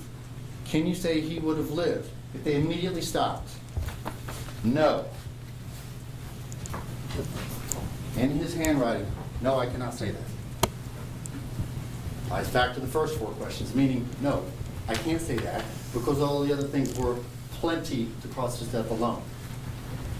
And number 6, really the same question, just phrased now, using the state's words, but for. Can you say, Dr. Pinkard, to a reasonable degree of medical certainty that Mr. Ambler would have lived but for Mr. Camden and Mr. Johnson's continued efforts to restrain Mr. Ambler after Mr. Ambler first said, "I can't breathe"? No. No, you can't. He's the independent medical professional. What he's saying is, no, I absolutely cannot say that Mr. Ambler would have lived if they would have stopped, because all of that was sufficient to cause his death, even if they stopped. Okay? So, that's this. That's concurrent cause. Congestive heart failure. All the other things Ambler did. Yeah, clearly sufficient to kill him. And the conduct of the actor, clearly insufficient. He can't say if they would have stopped, Mr. Ambler would have lived. This is another failure of proof, and I mean fatal failure of proof. That this is a not guilty. There's no way around this.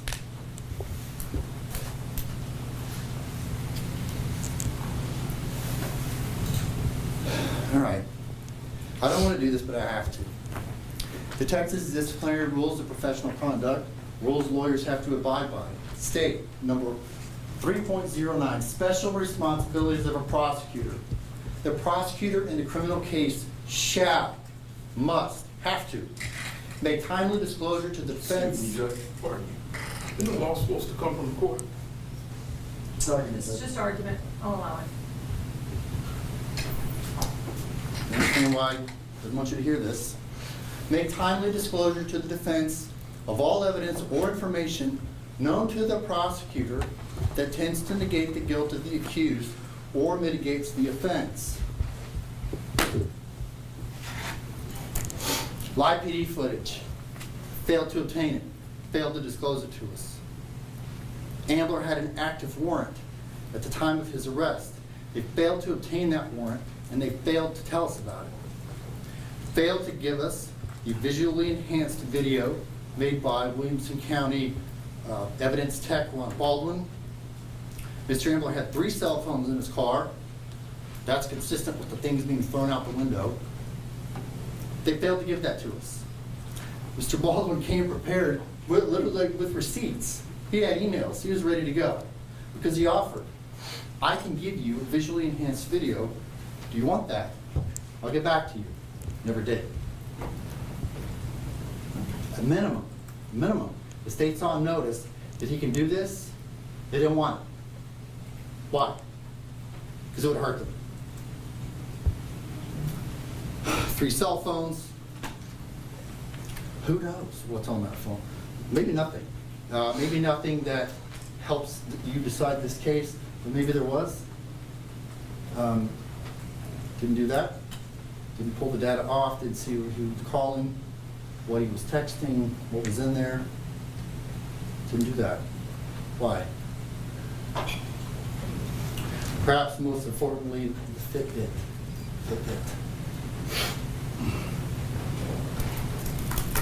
Right? If you have one, if you're familiar with it, you know they can track heart rate. That could have been downloaded. That could have tended to negate the guilt of Mr. Johnson and Mr. Camden. We raised that last week. Still don't have it. From the point that we raised that until the point that I'm standing here right now, we still don't have that. Still don't know what that Fitbit says. Why is that? Why don't we have that? Why didn't they give it to us?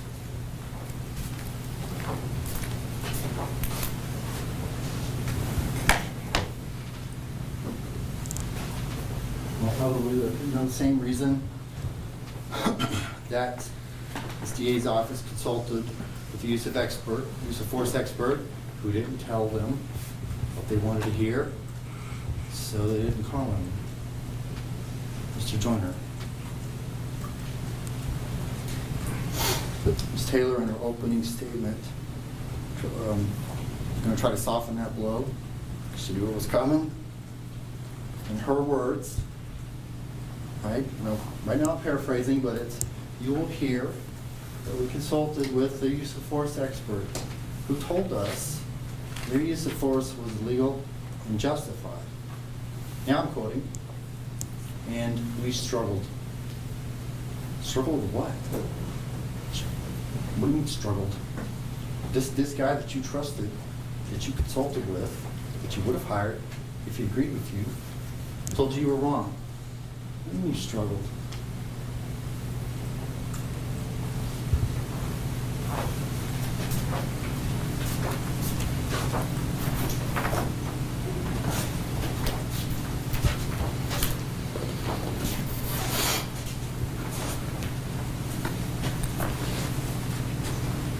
There's only so much that I can argue under the rules here, so I'm just going to hold this up.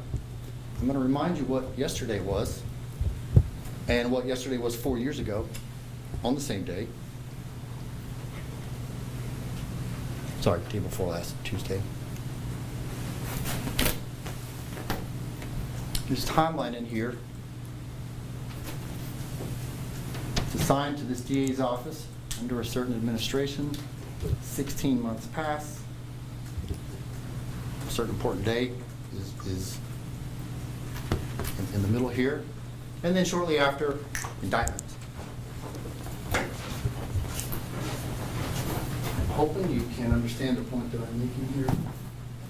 That's probably about as much as I can say.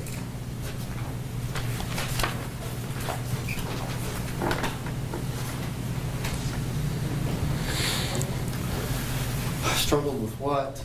I would suggest struggled with being forced to continue to prosecute this case after you are getting evidence from experts saying this was not illegal. I'll struggle too. But here we are.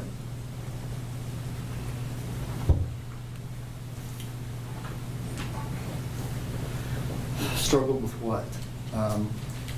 Struggled with trying to come up with a reason why only the Williamson County guys are indicted for a crime, but not the Travis County guy. That's a struggle too, yep. Officer Newsom, while didn't deploy a taser, he did also go hands-on, and he did a lot of the things in the indictment. The state alleges these former Williamson County deputies were guilty of, but they only indicted the Williamson County guys. Yeah, I would struggle with that too. I would struggle to justify and try to explain myself to a jury if I had to prosecute that case. It would be an enormous struggle to justify why that is. Enormous struggle to come up with a legitimate, proper, ethical reason. We don't think that you'll struggle. We think this is honestly fairly straightforward. We don't think it's a struggle. We think that we probably didn't need to ask much. I think the state alone, through their questioning, established that what they did was perfectly reasonable, was lawful, well within the bounds of the law. That's why we took just a very short time when it was our turn, because there just wasn't much more to prove to show you that there was no crime committed. And it shouldn't be a struggle. We deliberate to sign on the very first blank that says, "We, the jury, unanimously find the defendant not guilty of all charges." There won't be a struggle for you to sign 2 copies of this, one from Mr. Johnson and one from Mr. Camden.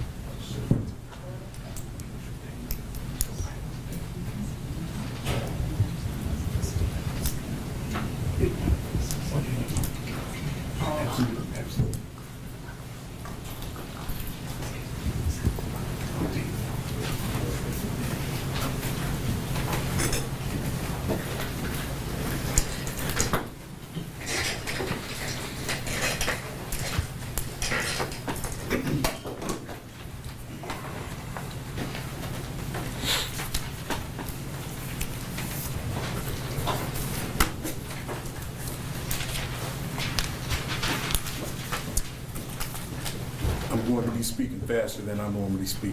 I have a very, very short amount of time to cover a number of things with you. I'm going to tell you this real quick. Due northeast, about 8 to 9 miles, is a little community called St. John's. It has been there since the 1890s. It is like many inner city communities. It's had its challenges and it has survived. Mr. Ambler died in that community called St. John's on a street called Bethune.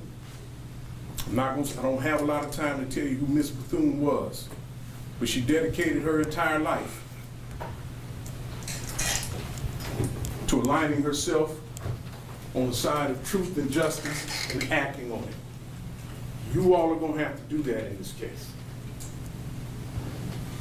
I can't be more direct with you because I just don't have the time. What I mean is, if you acquit these defendants, you will necessarily have to adopt a version of how Mr. Ambler died that is simply untrue. It's simply untrue. I really want you all to appreciate what you're being asked to do here. You all are being asked to stamp with all of the force and effect that comes with a jury's verdict a version of facts about how that man died on Bethune Street at the hands of these two defendants. And it is noteworthy that they stayed away from it as best that they could. The simple fact that Javier Ambler died a surrendering man, a complying man, and a begging man, and that they had all of the power and authority to do something different and did not. How do you know he has congestive heart failure? I don't expect you to know that, but he told you. Here's the truth. Here's the truth about how he died. He got out of his car, indicating that he was surrendering. You saw his left hand up. We don't know where his right hand was, but it was up. We know that there was nothing in the vehicle that he could have been reaching for. He was tased. He gets on the ground. He falls to the ground. And the first command given to him after he's fallen on the ground is to roll over, go watch the tape, watch the video as many times as you want, because you got to get this right. You're being asked to do something that's going to sully the dignity of this court and the soul of this county. And I'll come to the last thing I'm going to talk to you about is that part. The first command after he goes to the ground, first let's back up, was no reason to tase that man. How do we know that? What's the standard in Texas? It's immediately necessary. It's the law. You'll see it. Immediately necessary. Pull up my PowerPoint, please. The law allows you to define what immediately necessary means.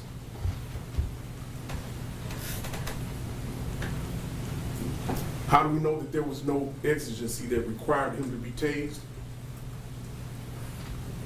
Because as you heard, even their expert, Mr. Sawa, told you that the biggest component in any situation where an officer is facing possible risk of injury, the need to use force, is how to manage time. That's the one thing you can't control. Why? Because you got another subject here who you do not know what he or she is armed with, what their intent is, what their state of mind is. The only thing you have are tactics that allow you to, as best you can, manage time.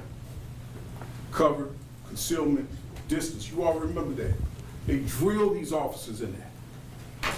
And what did this officer do, Defendant Johnson? Concealment wasn't an issue, but he abandoned cover, closed the distance. That's how we know that there was no exigency. Mr. Ambler simply didn't move quickly enough for him, so he tased him. And he took that situation, which now is one that he has to go hands-on, and the first command he gives is the rollover. And you got a 410 plus pound man. Go watch the video and see what he does. He rolls over. Resisting? In what world is that not? The first, I mean, it's so basic that it feels so basic that I'm sorry we even have to do it. Let's first arrive on what a definition of compliance is. Let me suggest one. I give a command that's clear, which the other person can comply with, and I give them an opportunity to comply with it. Roll over. Remember, he tumbles to his back, and he rolls over. That's called compliance. I don't care what world you're in.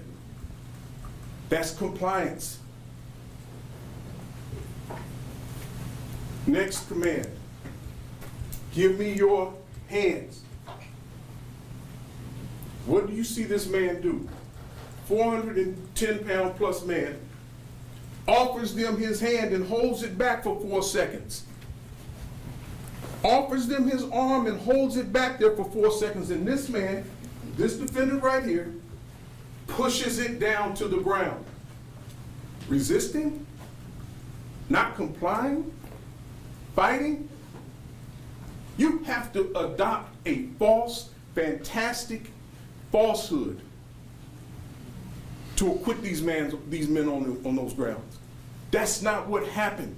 I want you all to understand what's going on here. Third thing, after they frustrate his attempts to comply, they ask for his other hand and he gives it to them.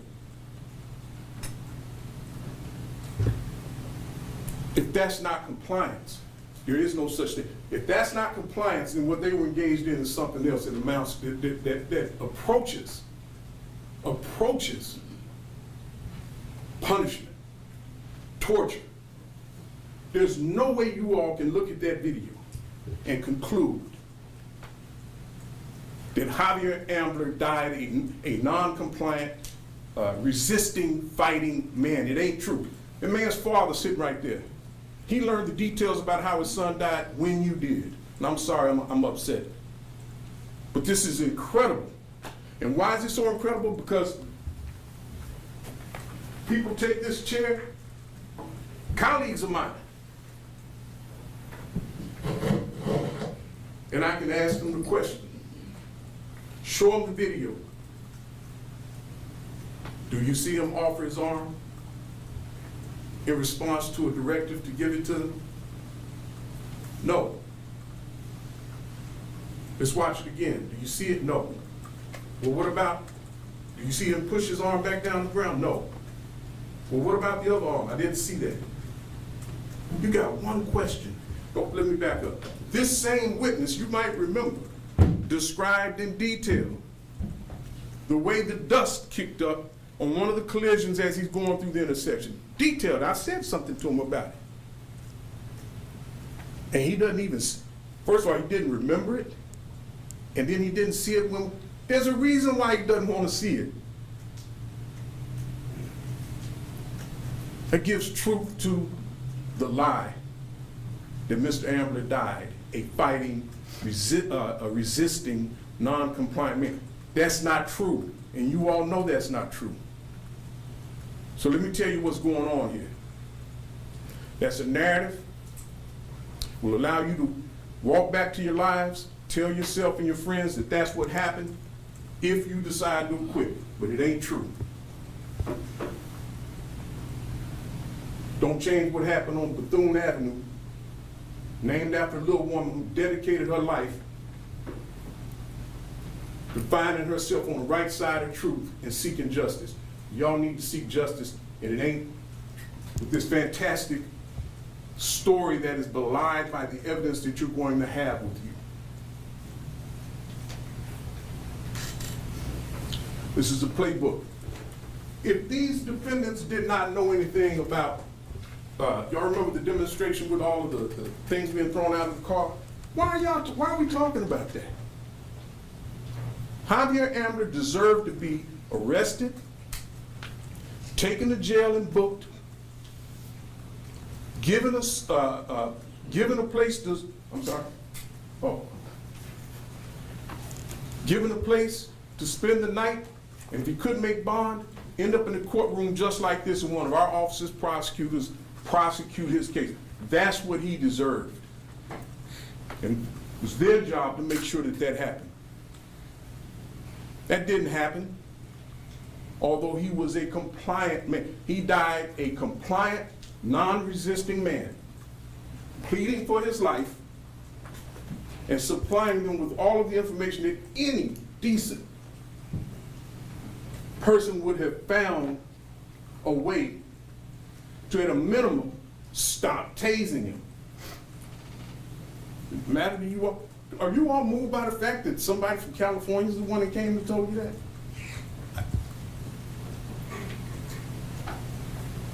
Well,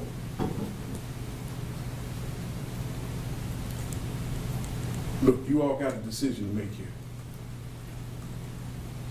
They rattled off all, but they could have we could have called 20 police officers in these cases and they would have probably said the same thing.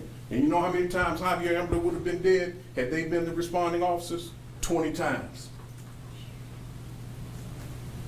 What you all need to know is, all that showed you was that if we leave it to them to come up with something different that truly reveres the sanctity of life while ensuring that they protect themselves and the rest of us, it's not going to happen. This video is now part of the public record. What happened on Bethune Street happened, and nothing you all can do can change it. Your verdict can, however, vouchsafe the truth in what happened. If you quit, your verdict can ignore and deny what happened, but it's not going to be the truth.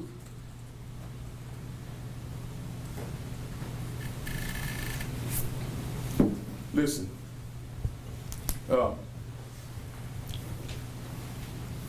in the latter part of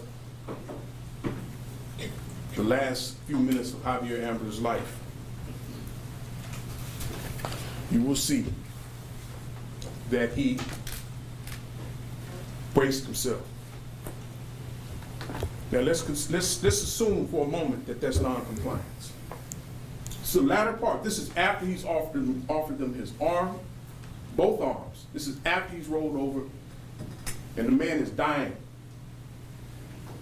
And he's begging them to do something. After he's finally convinced they're not going to do a thing, the last thing this man does was try to keep himself propped up so he can breathe. That's your resistance? After the people who had custody, there were 5 officers out there on the scene. 3 of them hands-on. Go look at your video. You'll see Mr. Ambler in one of 3 poses the entire time. This.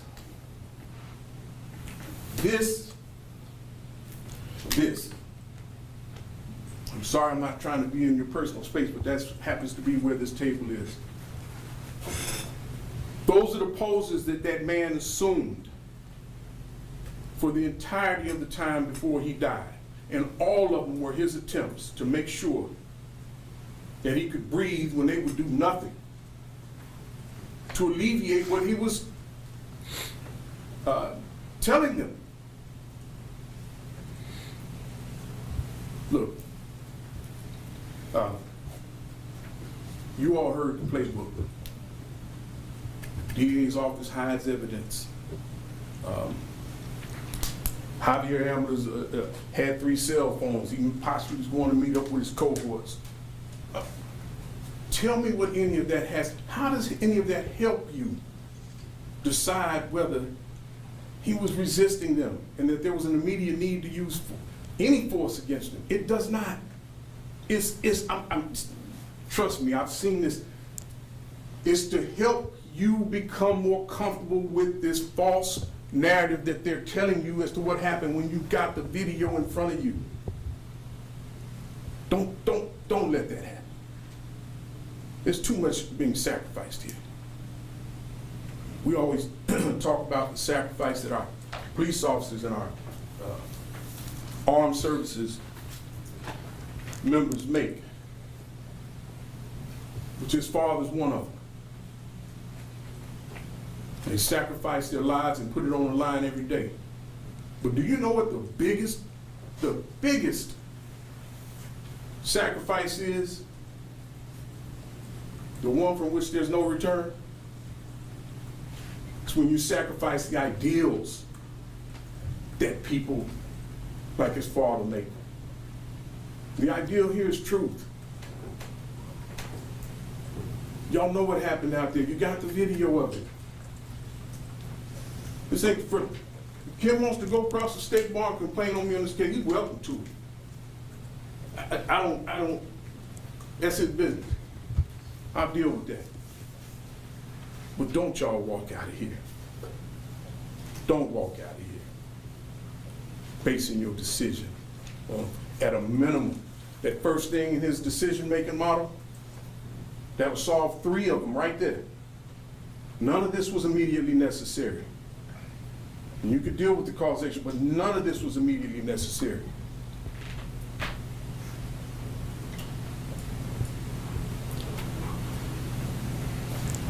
That little neighborhood where he died, it's called, it's designated as early type 1. That's what policy planners and urban planners use to designate areas that are gentrifying and transforming at a rate that there's a threat to the sort of fabric of that community. It's a type 1 neighborhood. Why am I saying that to you? In 3 years, that place where Mr. Ambler begged for his life and spent the last maybe minute trying to save it by doing nothing more than propping himself up off the ground. 3-4 years from now, those will be condos. Those will be condos. And this will be nothing but those of us who saw the case,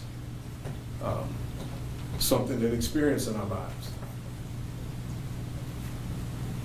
People who lived there will probably have been, some of them in high school when this happened. And the city moves on. I want to tell y'all something. When we talk about infrastructure of the place, and we all live here, we all have, some of us have children here, our loved ones are here, we work here. When we talk about the infrastructure of these communities, it's not just whether or not you got transportation, healthcare access. It's not just those things, quality of schools. There's another infrastructure here that got to do with the soul of this place. And right now, y'all are his caretakers. Y'all are his caretakers. Y'all know that man died out there begging and pleading for his life, and all this nonsense that Mr. Irvin's talking about just ain't true. And I've told you the truth by saying to you if there was any non-compliance, and I would concede that that is, not allowing them to take hands after you've tried to comply. It's that man trying to save his life when the public servants who were charged with responsibility. Remember, Mr. Sawa asked him what's the primary, overriding, ethical duty of all law enforcement. He said the protection of the sanctity of life.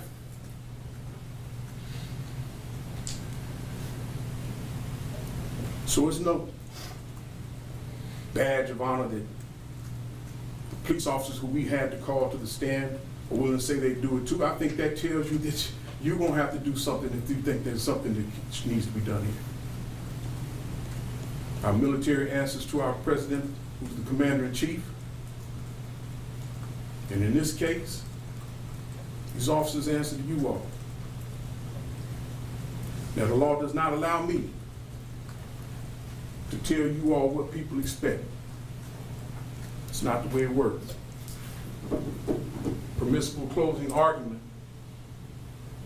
assumes that you all are the ones who send messages out. Your verdict is going to be a message. I'll be here. The Amblers will be here. And everybody that knows what happened, your verdict can either correspond to the truth or got a choice to make.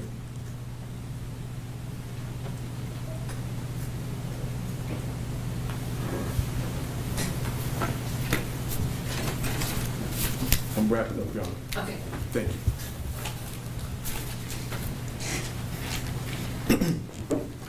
You all might remember that I said to you during jury selection, I mentioned to you that, or I may have asked you, I'm not sure, but I mentioned to you all, I mean, we got a special relationship to the rules that we live by. I mean, you might fashion a rule in your own home to govern yourself and your family. You all might decide on it. And the idea is that you all are going to submit to this rule for the greater purposes of whatever, however you want to arrange your household or your life. But you have to remember something. These rules are made for you. They're made rules and laws are made for us. We're not made for the rules and the law. Some of you all know what I'm talking about, right? And so for everybody to come in and say they were just following the rule, your medical distress, the rule is we cuff you first. Well, if that's the rule, something's wrong with that rule because this man is dead because of it. Everybody can consider the totality of the circumstances until it means considering the fact that, in fact, this man, Javier Ambler, was in medical distress. There's no way around the fact that when he stepped out of his car, he was in no medical distress. He was oriented as to his circumstance. He was ambulatory. He was coherent. And that after Defendant Johnson's final tase, within 30 seconds, he's limp.